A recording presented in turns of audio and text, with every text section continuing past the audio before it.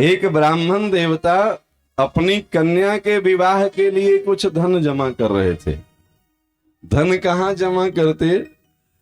तो नगर सेठ के यहाँ वो जाकर के जमा करते थे कि भाई थोड़ा थोड़ा हमको जब जब होगा तो तुमको देते रहेंगे, हमारी कन्या का विवाह होगा तो तुम वापस दे देना, क्योंकि घर में रखेंगे खर्च हो जाएगा, कोई चोर ले जाएगा तो उसका नुकसान न हो, इसलिए एक नगर सेठ के पास वो जमा करते रहते थे।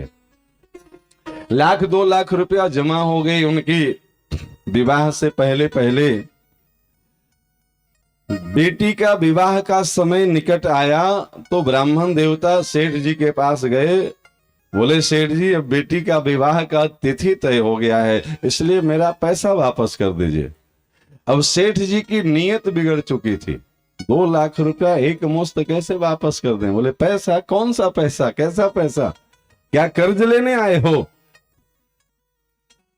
बोले सेठ जी कर्ज की बात क्या है, हमने आपको बरसों से थोड़ा थोड़ा करके इतना पैसा जमा किया है बेटी के शादी के लिए, अब 4 दिन बाद बेटी की शादी है, हमें वापस दे दीजिए मेरा धन। सेठ जी साफ इनकार कर गए, बोले मेरे पास तुम्हारा कोई धन जमा नहीं है, तुम्हारे दिमाग में कोई वहम हो गया है। अब सोचिए एक गरीब ब्राह्मण बेचारा कहां जाए, जीवन भर की कमाई संचय किया है, बेटी के विवाह का डेट तय हो गया है। जब कोई उपाय नहीं सूझा तो उस नगर के जो राजा थे उस राजा के पास ब्राह्मण गए और वो सारी सच्चाई बता दिए। बोले राजन मैंने ऐसे ऐसे मेहनत मजदूरी से दान दक्षिणा से बचा बचा करके थोड़ा थोड़ा धन एक सेठ के पास जमा किया था बेटी की शादी के लिए, शादी का मुहूर्त निकट आ गया है पर सेठ पैसा देने से मना करता है। राजा बोला कि ब्राह्मण देवता हम आपकी बातों को 100% विश्वास करते हैं, लेकिन क्या आपके पास कोई लिखा पढ़ी है, कोई प्रमाण है? क्योंकि हम राजा हैं और राजा को न्याय करने से पहले प्रमाण देखना होता है। बोले नहीं महाराज कोई लिखा पढ़ी तो नहीं है। अरे अपने गांव के सेठ जी थे तो गांव में तो बस भरोसे का ही संबंध होता है, अब हमें क्या पता था कि ये हमारे भरोसे का खून कर देंगे, ये हमारे भरोसे को तोड़ देंगे। राजा बोले कि ब्राह्मण देवता जब आपके पास कोई प्रमाण नहीं है तो हम अब डायरेक्ट सेठ जी को कोई सजा तो नहीं दे सकते हैं, हम एक प्रयास करते हैं, आपके भाग्य में होगा तो आपका धन प्राप्त हो जाएगा। हाँ महाराज बताओ क्या प्रयास करोगे? बोले कल हमारे शाही सवारी निकलेगी, हाथी पे विराजमान होकर के गाजे बाजे के साथ हम अपनी शाही सवारी निकलवाएंगे, राजसी सवारी।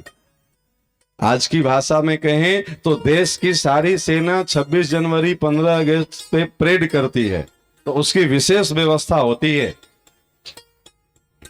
बोले कल हम नगर से शाही सवारी निकलवाएंगे और वो शाही सवारी उस सेठ के दुकान के आगे से गुजरेगी जिस सेठ के यहां आप धन रखते थे। आप बस एक काम करिएगा, उस सेठ के दुकान के सामने आप खड़ा रहिएगा, आपको करना कुछ नहीं है। इतना समझा करके ब्राह्मण देवता को राजा भेज दिए। कल शाही सवारी निकली, बाजार में पूरी उसकी मुनादी करवा दी गई कि भैया आजकल भी देखते हैं बड़े बड़े कोई मंत्री आते हैं, प्रधानमंत्री राष्ट्रपति आते हैं तो सामान्य वाहन को रोक दिया जाता है, रास्ता साफ। राजा की सारी शाही सवारी निकलेगी तो एकदम चकाचक व्यवस्था थी। अब वो ब्राह्मण देवता आकर के ठीक सेठ जी के दुकान के सामने खड़े हो गए। सेठ जी की दृष्टि बार बार जाए कि ये ब्राह्मण यहां क्यों खड़ा है, क्योंकि मन में तो चोर था ना, उसका पैसा वो मार लिए थे। घंटा 2 घंटा समय बीता, ब्राह्मण देवता को खड़े खड़े। थोड़ी देर बाद उधर से गाजे बाजे के साथ राजा की शाही सवारी आई। ब्राह्मण देवता अपने स्थान पे खड़े रहे, राजा जैसा समझाया था वैसा वो कर रहे थे, उनको कुछ नहीं करना था। राजा की शाही सवारी जैसे ही वहां पहुंची तो राजा की हाथी रुक गई। वहां पहले से बताया हुआ था महावत को, ब्राह्मण देवता को देख करके हाथी रुकी, राजा हाथी से नीचे उतरा और उस ब्राह्मण के चरणों में दंडवत प्रणाम किया। बोले गुरुदेव आप यहाँ खड़े क्यों कहें, आप मेरे साथ हाथी पे बैठ करके राजभवन में चलें। ब्राह्मण देवता बोले नहीं नहीं राजन, अभी हमको बेटी का ब्याह के लिए कुछ जरूरी काम है, इसलिए हम बाद में आकर के आपसे मिल लेंगे राजभवन में।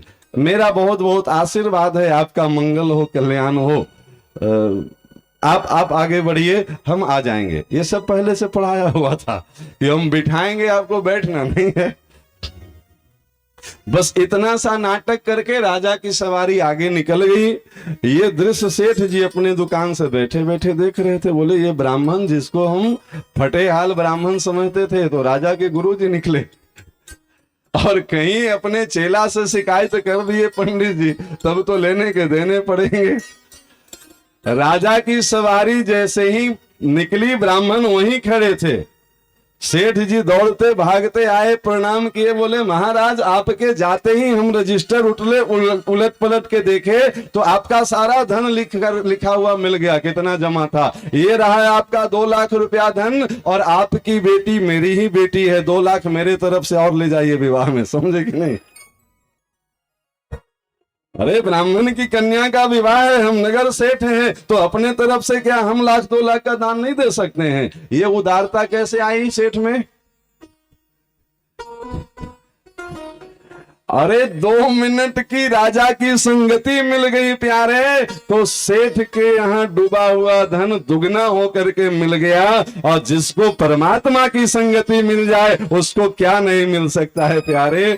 संसार की राजा की संगति से जब इतना लाभ है, तो जगतपति के चरणों में जिसको बैठने का सौभाग्य मिल जाए, उसके लिए कोई दुर्लभ वस्तु रह जाएगी क्या?